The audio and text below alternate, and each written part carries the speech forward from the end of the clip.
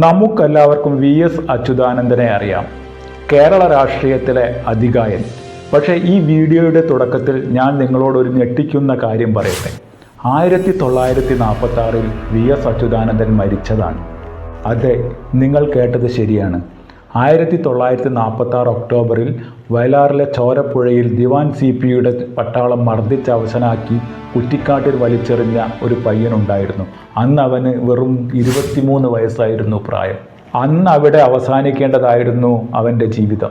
പിന്നെ എങ്ങനെയായിരുന്നു പിൽക്കാലത്ത് ആ മനുഷ്യൻ കേരളത്തിൻ്റെ മുഖ്യമന്ത്രി കസേരയിലെത്തിയത്? മരണം പോലും തോറ്റ് പിൻവാങ്ങിയ ആ ധീര വിപ്ലവകാരിയുടെ കഥയാണ് അൺടോൾഡ് ഹിസ്റ്ററിയിൽ ഇന്ന് നമ്മൾ പറയുന്നത്. 1946 ആലപ്പുഴയിലേക്കൊന്ന് പോകാം. അന്തരീക്ഷത്തിൽ നനഞ്ഞ കയറിൻ്റെ മണവും ജനങ്ങളുടെ വിലാപവും മാത്രമുള്ള ആലപ്പുഴ. അന്ന് തിരുവിതാംകൂർ ഭരിക്കുന്നത് അതിശക്തനായ CP രാമസ്വാമി അയ്യരാണ്. അന്ന് ആൾക്കൂട്ടങ്ങൾക്കിടയിൽ അധികം സംസാരിക്കാത്ത മെലിഞ്ഞ ഒരു യുവാവുണ്ടായിരുന്നു. വേലിക്കകത്ത് ശങ്കരൻ അച്യുതാനന്ദൻ. വെറും ഒരു തുന്നൽ തൊഴിലാളി. ചെറുപ്പത്തിലെ മാതാപിതാക്കൾ മരിച്ച അയാൾ കായൽക്കരയിൽ കൂടുന്ന എല്ലാ യോഗങ്ങളിലും നിശബ്ദനായി കേട്ടുന്നു. തൊഴിലാളികളുടെ കണ്ണീർ കണ്ട ആ 23 വയസ്സുകാരൻ അന്ന് തീരുമാനിച്ചു, ഇനി സഹിക്കാൻ വയ്യ. 1946 ഒക്ടോബർ 24 പുന്നപ്പറയിലെ പോലീസ് ക്യാമ്പിൽ തൊഴിലാളികളും പോലീസും തമ്മിൽ ഏറ്റുമുട്ടി. തീരം ചോരയിൽ കുളിച്ചു. ആ ദിവസങ്ങളിൽ CPയുടെ പോലീസ് VSനെ വല്ലാതെ വേട്ടയാടിയിരുന്നു. ഇവിടെയാണ് VSന്റെ ജീവിതത്തിലെ അധികം ആരും പറയാത്ത ഒരു രഹസ്യ നിമിഷമുള്ളത്. VS എന്ന സാഹസികന്റെ ജീവിതം എന്തെന്ന് വിളിച്ചു പറയുന്ന ഒരു നിമിഷം തന്നെയായിരുന്നു അത്.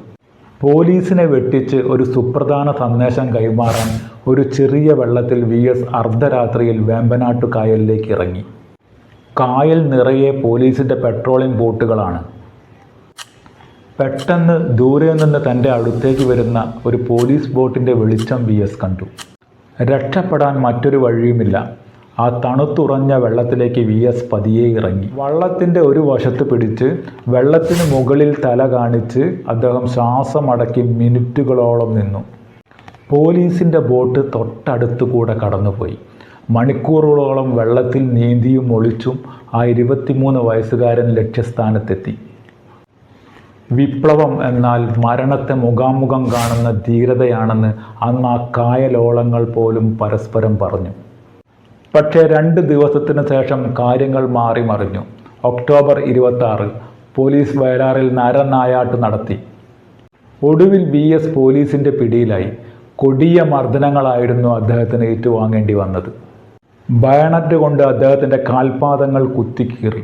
ചോര വാർന്ന് ബോധം മറഞ്ഞു. ശ്വാസം നിലച്ചെന്ന് ഉറപ്പുവരുത്തിയ പോലീസ് ആ ശരീരം അടുത്തുള്ള കുറ്റിക്കാട്ടിലേക്ക് വലിച്ചെറിഞ്ഞു.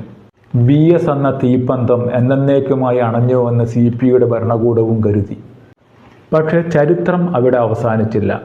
കൂടെ ഉണ്ടായിരുന്ന ഒരു സഖാവ് മൃതപ്രായമായ ആ ശരീരത്തിൽ നേരിയ ഒരു ചലനം കണ്ടു. അയാൾ ഓടിച്ചെന്ന് VSനെ വാരിയെടുത്തു. എന്നിട്ട് ആ ചെവിയിൽ മന്ത്രിച്ചു, സഖാവേ, നിങ്ങൾ ഇനിയും ജീവിക്കേണ്ടതുണ്ട്.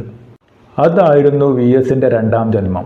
CPയുടെ കണ്ണ് വെട്ടിച്ച് നാട്ടുകാർ അദ്ദേഹത്തെ ഒളിപ്പിച്ചു. മാസങ്ങളോളം ഒളിവിൽ കഴിഞ്ഞ് ആ മുറിവുകൾ ഉണങ്ങി. പക്ഷേ ആ ബയണറ്റിൻ്റെ മുറിപ്പാടുകൾ VSന്റെ ശരീരത്തിൽ മാത്രമല്ല, മനസ്സിലുമുണ്ടായിരുന്നു. ആ മുറിവുകളാണ് പിന്നീട് നമ്മൾ കണ്ട ഉരുക്ക് മനുഷ്യനെ വാർത്തെടുത്തത്. വർഷങ്ങളോളം VS കേരളത്തിൻ്റെ മുഖ്യമന്ത്രിയായി ഭരണത്തിലിരുന്നപ്പോൾ കേരളം കണ്ടത് കർക്കശനായ ഒരു ഭരണാധികാരിയെയാണ്. എന്നാൽ നമ്മൾ മനസ്സിലാക്കണം, ആ ശരീരത്തിനുള്ളിൽ ദിവാൻ CPയുടെ പട്ടാളം കൊന്നുകളഞ്ഞ ഒരു 23 വയസ്സുകാരനുണ്ടായിരുന്നു. VS എന്ന വാക്കിന് പിന്നിൽ കേവലം രാഷ്ട്രീയമല്ല ഉള്ളത്. അത് തോൽക്കാൻ മനസ്സില്ലാത്ത മനുഷ്യൻ്റെ പോരാട്ട വീര്യമാണ്. മരണം പോലും തോറ്റു പിന്മാറിയ ആ നിശ്ചയദാർഢ്യമാണ് അദ്ദേഹത്തെ വേറിട്ടു നിർത്തുന്നത്.